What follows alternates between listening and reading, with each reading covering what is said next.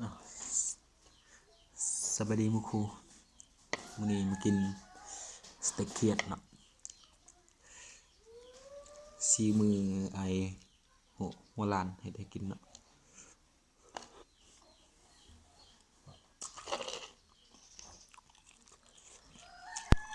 สเต็กกินคนเดียวกินคนเดียว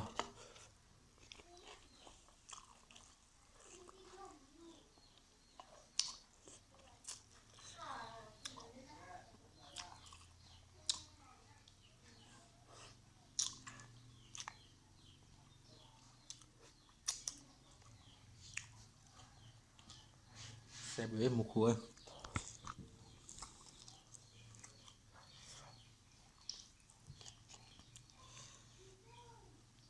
อาหารบ้านๆ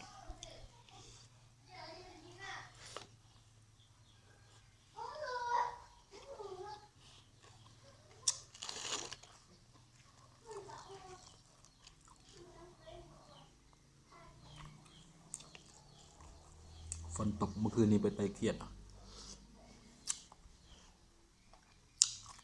ได้มงประมาณ20ปลายตัวเนาะ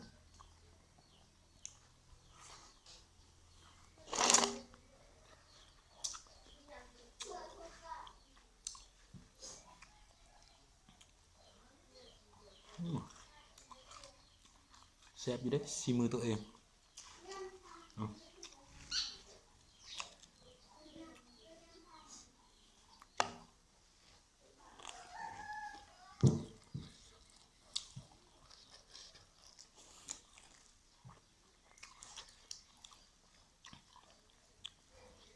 ผู้ใดเข้ามาเบิ่ง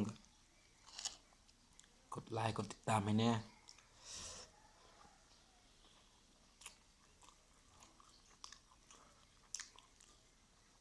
เพื่อบ่ให้พลาดวิธีการใช้ชีวิตของคนบ้านนอกว่าซั่น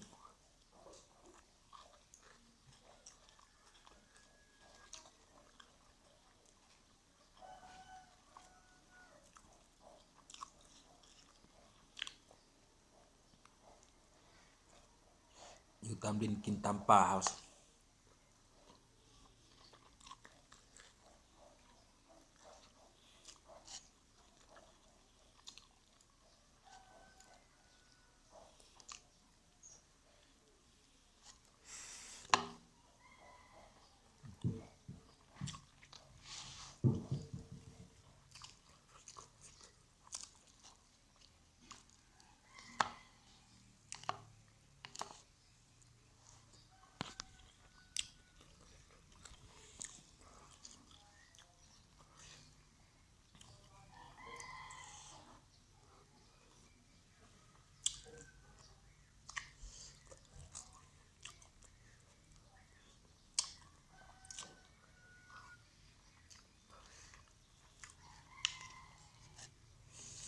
เครียดไปแต่อยู่น้อง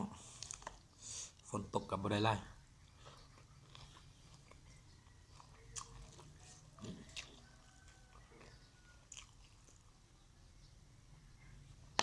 หอมไปดิ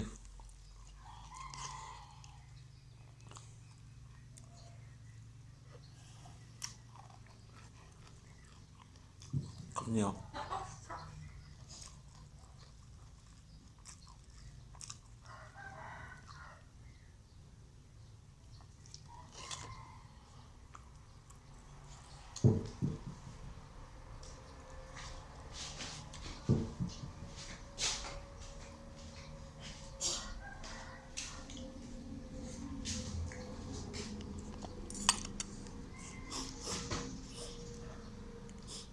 โอ้ยขี้มูกใหญ่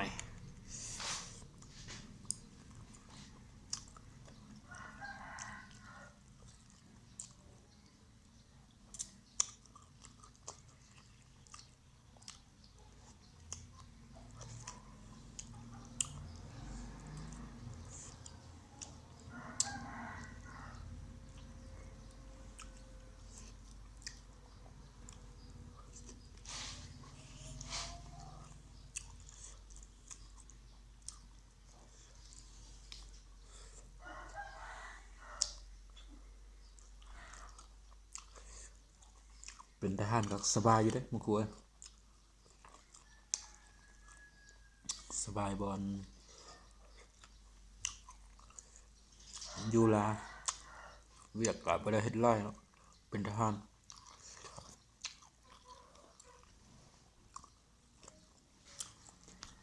กินเหล้าเมามวนเฮฮาข้อดีบ่ได้เฮ็ดเวียกไรแล้วก็ได้กินอิ่มสมัยนี้กินอิ่มนอนอุ่นบ่คือสมัยตะกี้ข้อเสียมันคือเงินเดือนน้อย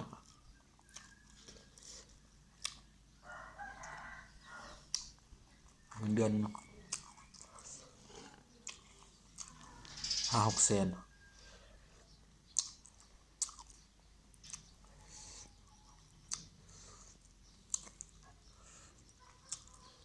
เดือน5-6 แสนพอสิได้เนาะไปหานอยู่ใส่บ่พอแรงก็หมดละเงินเดือน5 แสน 6 แสน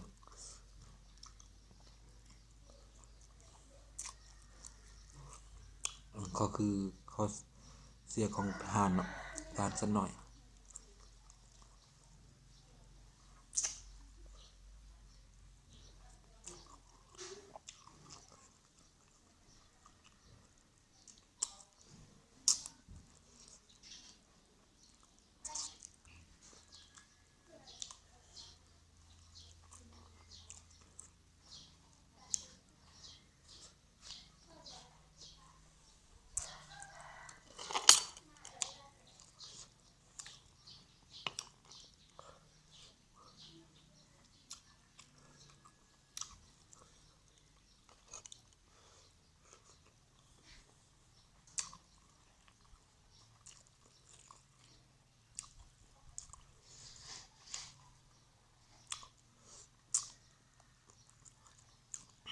ผู้ใดได้เคยกินเนาะ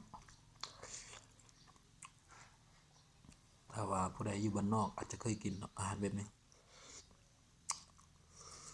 ตอนอยู่ในตัวเมืองอาจจะฮู้บ่ฮู้ว่ามันตัวหยังมั้ง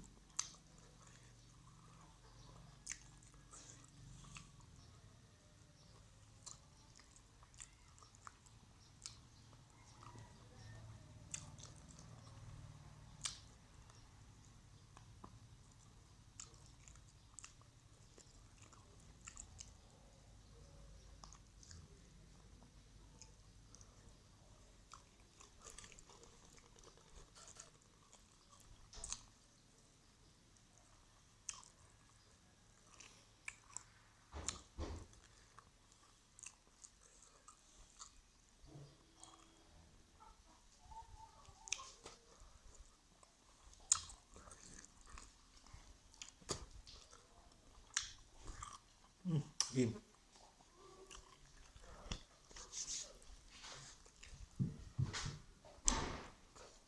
กินลิ้นอิ่มข้าวกินลิ้น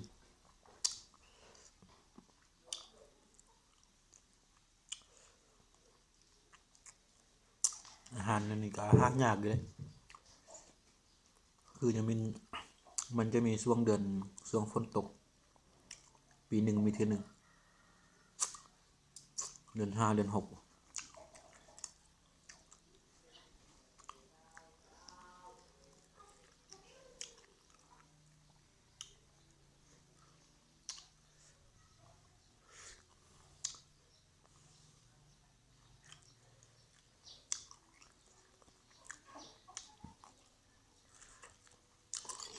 อิ่มครัว